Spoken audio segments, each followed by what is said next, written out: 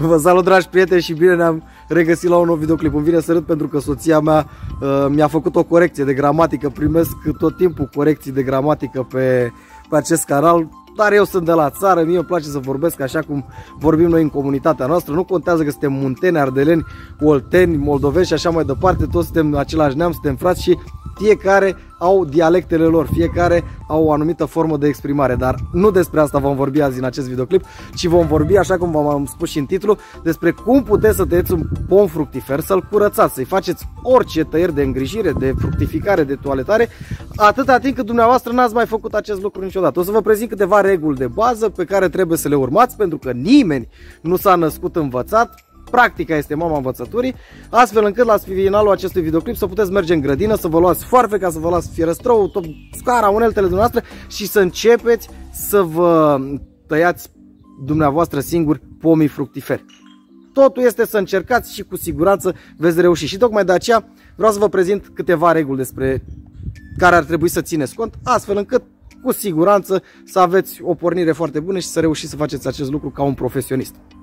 Voi folosi un limbaj, așa cum v-am spus mai devreme, un limbaj autentic. Nu voi începe să vorbesc acum în termeni tehnici, pentru că nu mai înțelegem nimic. Vom vorbi așa cum vorbim noi pe stradă, la magazin și în casele noastre.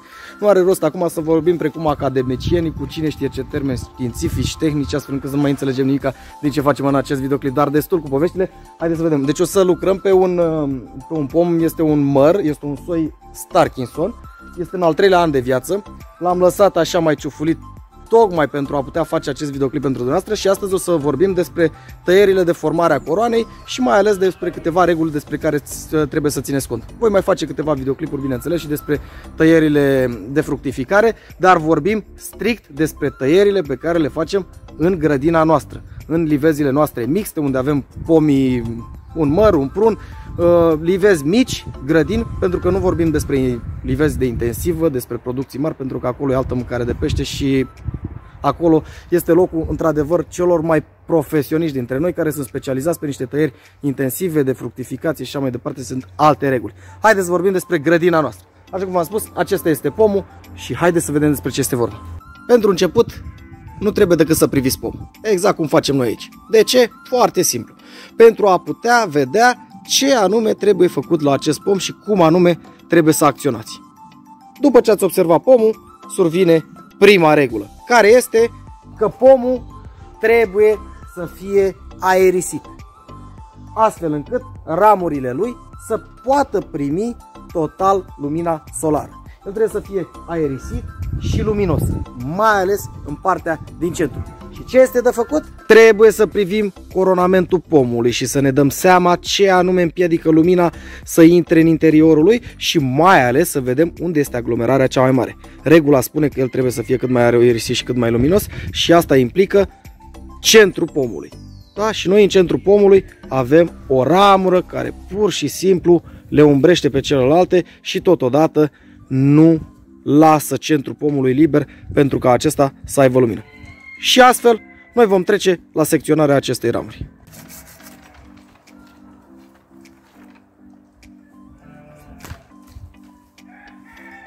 După ce am făcut această operațiune, ne vom uita foarte bine să vedem unde anume vom mai avea probleme de luminozitate și de aglomerare în centrul lui.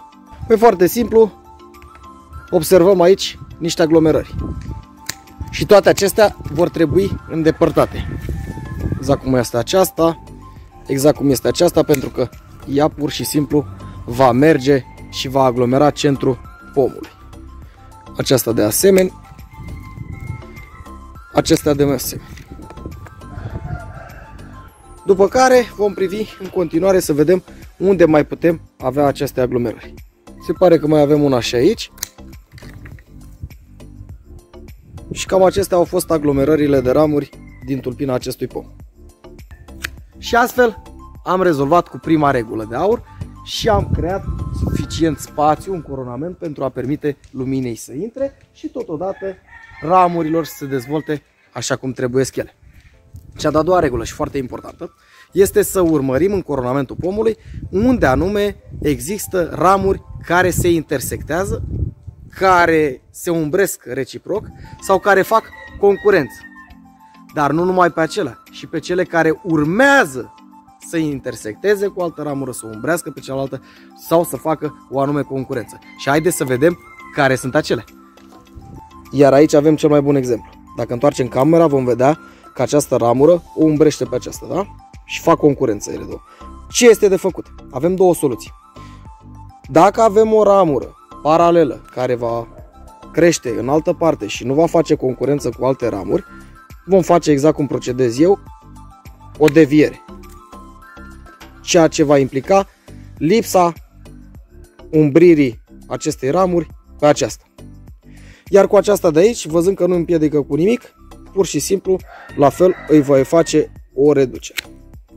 Aceeași situație și aici, ramura aceasta face concurență cu ramura aceasta. Da? Iar la una dintre ele trebuie să renunțăm sau la ambele. Faptul că ele se duc în centru și pot umbri ar trebui să ne determine să renunțăm la ambele. Eu voi renunța la aceasta și la aceasta. Aceasta o voi lăsa. Aceeași situație și în cazul acesta, aceasta și cu aceasta, da? Și astfel am rezolvat problema cu ramurile care se intersectează, se suprapun sau fac concurență sau se umbresc unele pe celelalte. Și astfel ajungem la cea de-a treia regulă, foarte important. În general, ramurile verticale nu fructifică, iar cele orizontale fructifică. Ce înseamnă asta?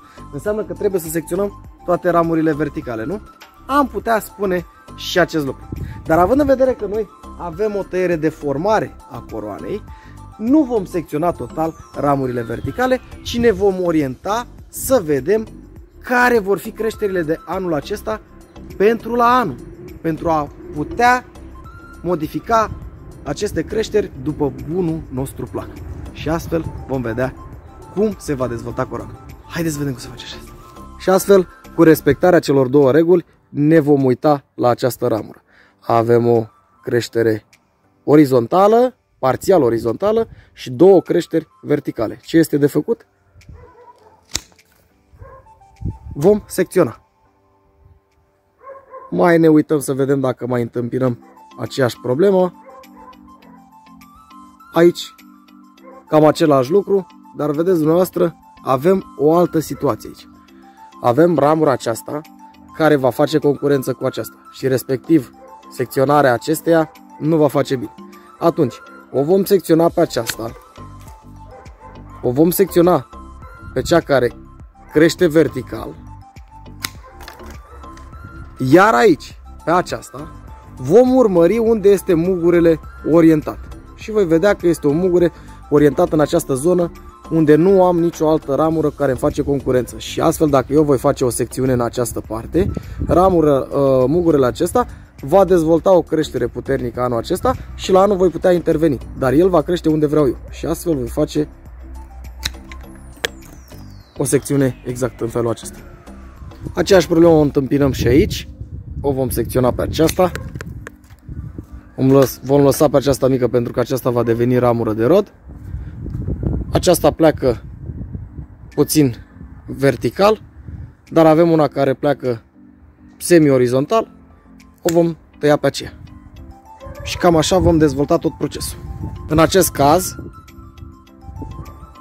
am o lacumă, o creștere de an foarte puternică, pe care ar trebui să o înlătur. Dar nu voi face acest lucru pentru că, la fel ca în primul caz, fiind o tăiere de formare a coroanei, o să-i las niște muguri care pot dezvolta creșteri în această parte în care vă arăt eu cu foarfeca și astfel o voi secționa deasupra unui mugure de acest gen. Și aici îmi va dezvolta niște creșteri din care voi selecta eu la anul ce anume voi lăsa sau voi reveni și voi secționa toată ramura. Și astfel am rezolvat și cea de-a treia problemă, cea cu creșterile verticale, cea cu creșterile orizontale, bineînțeles respectând primele două reguli. Și ați văzut, vă uitați unde este mugurele, astfel încât să aveți niște creșteri în coroană pentru anul viitor, pentru că este foarte important să știți de anul acesta ce se va întâmpla anul viitor, mai ales în perioada de formare a coroanei, astfel încât dumneavoastră să puteți ști de unde să alegeți și ce anume trebuie făcut, astfel încât să puteți forma coroana pomului în felul în care doriți dumneavoastră, o coroană utilă pentru pom și care poate susține rodul pe care îl va produce. Și astfel ajungem la cea de-a patra regulă, care este una foarte simplă, care spune în felul următor: întotdeauna când faceți o secțiune, fie că faceți o secțiune pe o ramură bătrână, fie că faceți o secțiune pe o ramură tânără, aceasta va trebui să fie într-un plan înclinat, exact cum am făcut eu aici. De ce? Pentru că în planul înclinat nu stagnează apa cum ar stagna într-un plan orizontal. Acest lucru poate împiedica apariția mucegaiurilor, putregaiului sau altor boli provocate de secțiune și totodată prin stagnarea apei. Și astfel ajungem la cea de-a cincea regulă, pe care aș putea spune că este la fel de importantă, și haideți să vedem despre ce este vorba și aici. Și pentru cea de-a cincea regulă luăm un exemplu aici. Vedem din tulpină că se dezvoltă această ramură secundară, care dezvoltă la rândul ei două ramuri secundare de aceeași grosime și iarăși două ramuri secundare.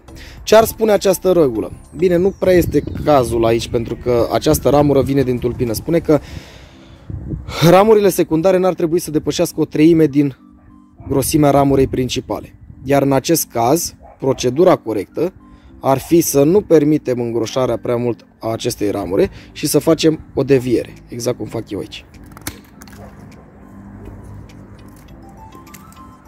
Iar din cele două ramuri, la rândul nostru, mai putem face o deviere, dar acest lucru în acest caz nu este necesar. Și bineînțeles, cu respectarea celor 5 reguli, mai puteți face secțiuni, scurtări, diferite acțiuni pe care le faceți pomului. Așa, ca de final, să împărtășesc ceva cu dumneavoastră, să știți că mărul întotdeauna are fluorescența în partea terminală a ramurilor, exact cum vedeți dumneavoastră aici, da? Deci el întotdeauna va fructifica în aceste părți terminale. Se pare că acesta a dezvoltat rod, chiar dacă este al 3-lea an, dar vom avea și creșteri care nu ne ajută, care nu au fluorescență, de exemplu cum este aceasta de aici.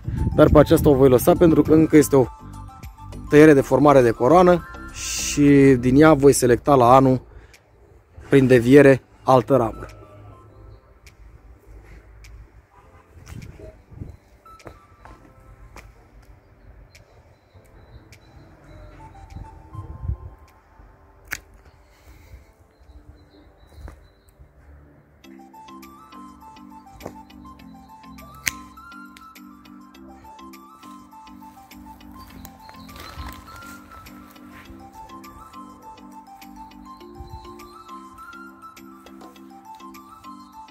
Dragilor, cam așa arată pomul acum. Eu consider că nu mai am ce să-i mai fac în acest an. Dragii mei, a fost greu? Cu siguranță nu. Acesta este pomul nostru, ați văzut regulile pe care vi le-am spus, sfaturile pe care vi le-am dat și eu cred că dacă le urmați, puteți să începeți să vă tăiați singur pomii într-un stil autentic, într-un stil benefic și într-un stil productiv. Așa cum am mai spus, practica este mama învățăturii. Mergeți, puneți mâna pe foarfecă, puneți mâna pe fierăstrău și mergeți și faceți aceste lucrări. Cu siguranță vă va încânta, vă veți mai documenta și veți reuși, iar în ceva timp veți deveni un adevărat profesionist. Spunea cândva un bun prieten de-al meu care se ocupa cu aceste lucrări agriculture, un inginer horticol, în felul următor, zice: băi, dacă pui 3 meseriași lângă un pom, să taie fiecare părând la el așa cum trebuie, la finalul acțiunii nu mai rămâne nicio ramură. Și să știți că uneori avea dreptate. De ce? Pentru că fiecare are stilul lui. Și de multe ori deviem de la regulile principale. Dar și aceste reguli au fost create tot de noi oameni.